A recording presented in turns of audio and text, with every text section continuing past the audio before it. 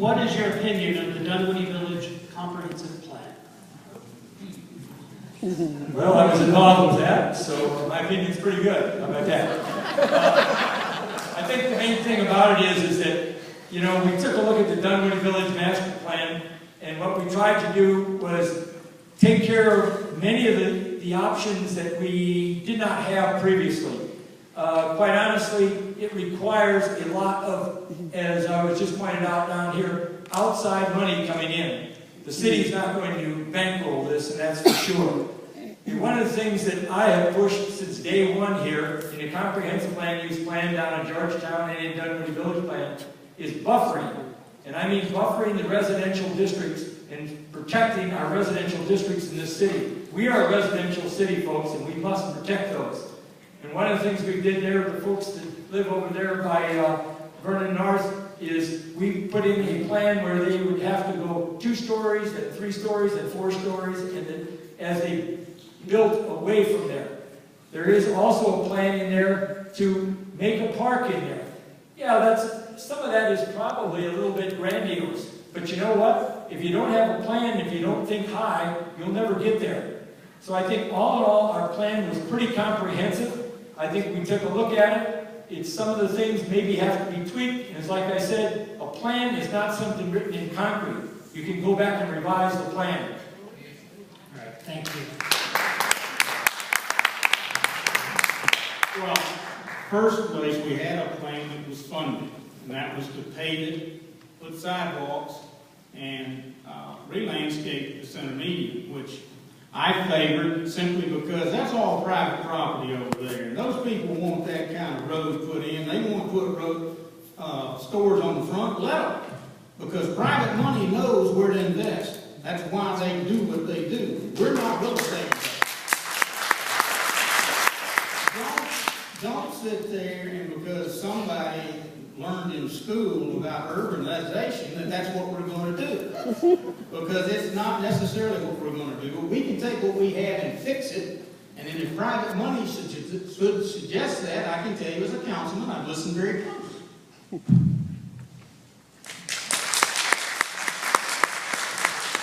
Let's go to District 3.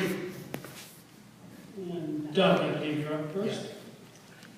Question submitted before this started. What is your vision for Wind Hollow Park, and where would you rank it as a priority? Sometimes I feel like I'm the only advocate for Windwood Hollow Park. The red is Wind Hollow here, so that's why. That's the closest park to me. When my daughter was being raised, my wife and I would go there and play tennis. It's still the only tennis court in Dunwoody. They had a playground there. There's been nothing done to that park in 30 years. It's awful. But I'm happy to announce that the 2014 budget for the city of Dunwoody has a playground replacement for that park. It's been a priority of mine and will continue to be a priority of mine. And it gets back to the other thing, which is if that park were where the nature center is, I don't think the citizens would put up with that. It takes an advocate for fighting for the parks over on our side of town. I've done it, I'll continue to do it. And my vision, again, it's only an 11-acre park. Part of it is very sloped, but you can have nice tennis courts, you can have a playground over there. It can be a nice community park. It'll never be a Brook Run park, but it'll service the neighborhood well.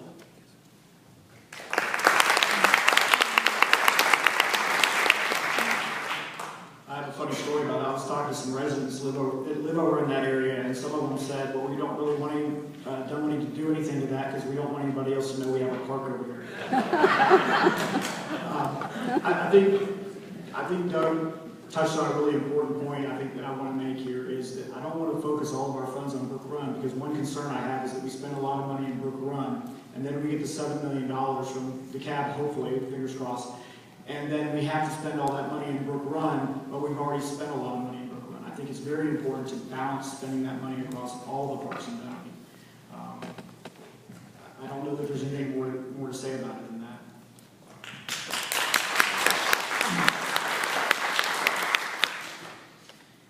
Now for District 2. Hello. I believe Doug gets a rebuttal because he said Doug. Yeah. You did it like you. Right. I mean, we can fix that part, but we're gonna do it. No, I'm ready. Okay, thank you. For District 2. How would you balance the rights of property owner versus the rights of their neighbors and neighborhood? I think that's very important because we're experiencing that right now with the intersection of Vermac and Mount Vernon. The neighbors right there at the intersection there have taped off the area, probably have driven by it, and they've lined it all off, and they're showing the impact of that intersection if there's to be a turn lane added.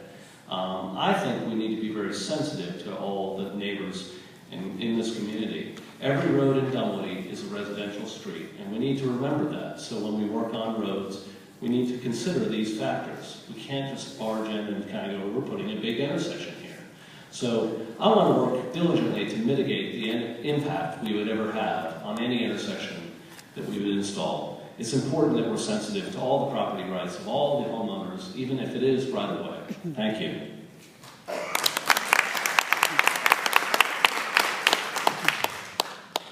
I guess one question to put in the back of your mind there is, as homeowners, is there anything as important to you, if not more important, than what you pay in taxes than the property you own? When the city goes forward with some of these projects, I mean, it has to be extremely careful with what it takes from you, what it's going to offer you. I mean, those are sensitive deals. And honestly, when you bought your house, you bought a certain amount of land, that's yours. That's your sovereign territory, if you will. And unless it is an absolute community safety type issue, I don't think that is something the city should just instantly jump to before trying to find other options at a particular intersection, or in terms of trying to, whether we're dropping power lines, extending water lines, or anything like that. I think that has to be a last resort, and on top of that, it has to be handled very sensitively, especially with many of the long-time residents that we have here in Dunwoody.